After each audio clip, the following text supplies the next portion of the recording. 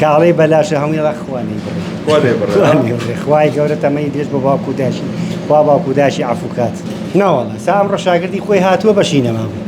ئەمە چەند ساڵە نزیکەی لە 2009 ئەم پیاوە هەموو ساڵە دوو جار ئەمە ئاگات کەس نازانێت. من لە ناوچەی پیشەسازی شاری سلێمانیم لێرە شەشانێکی میلی لێیە بە بۆنەی نۆمینەی حاجیان و نزیکبوونەوەی جەژنەوە ئەوان ئەمڕۆ خواردنیان بەبێ بەرامبەر دابەش دەکەن بەسەر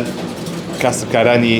ناوچەی پیشەسازیدا. لێرە وەساسۆی دێیە وەساس وسڵاوە لێ بێ بکاتەوە باش چۆن بۆ بڕیارتان ناکە بە بۆنەی نۆمینەی حاجیان خواردن بەبێ بەرامبەر دابەشکەن ئەمڕۆ. وەڵای ئەمە پیاوێکی بەڕێزە هەر لە مەتیقە سنایە خۆی کاسبکارە هەموو ساڵێ دوو جار لە نۆمینەی حاجیان لەگەڵ ڕۆژی کاکەوێتە مەولووەوە ئێرە ئەڵێ وەساسوە خواردنێکی باش بکە برنجی کوردی برنجی درێژ سا ئەمڕۆ پاقلە بامیە فاسوولە پەڵتینە لەگەڵ مریشی فرێشە.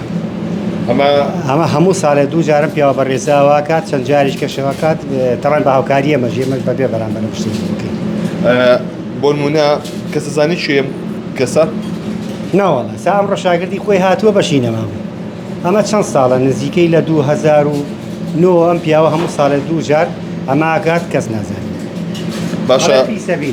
خێرێ بۆ باوکو دایکم دوعاشی باشیان بۆ بکەن ئەی دوعای خێریان بۆ کرێ زۆر کاڵی بەلاشە هەمووی خوانی خوای گەورە تەمەی دێش بە باوکوداشی وا باوکوداشی عفوکات.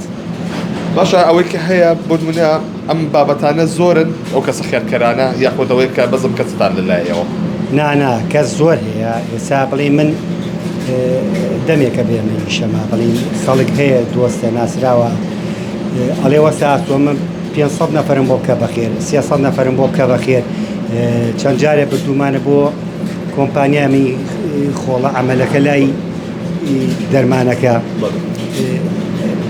بۆ زۆر شوێن شوێنەکان با ناوی نەبین بەڵام بۆ زۆر شوێنیە بینەمە.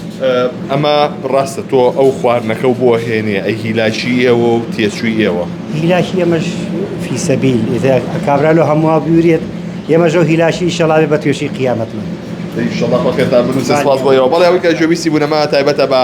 یەکێک لەو چێشخانانەی کە لە شاری سلێمانیایە بە بۆنەی نزیکبوونی جەژن و نۆمینەی حاجیانەوە خێرخوازێک کە ناوی خۆی ئاشکرا نەکردووە هەستاوە بە دابینکردنی خواردنی بێ بەرامبەر بۆ کەسبکارانی ناوچەی پیشەسازی.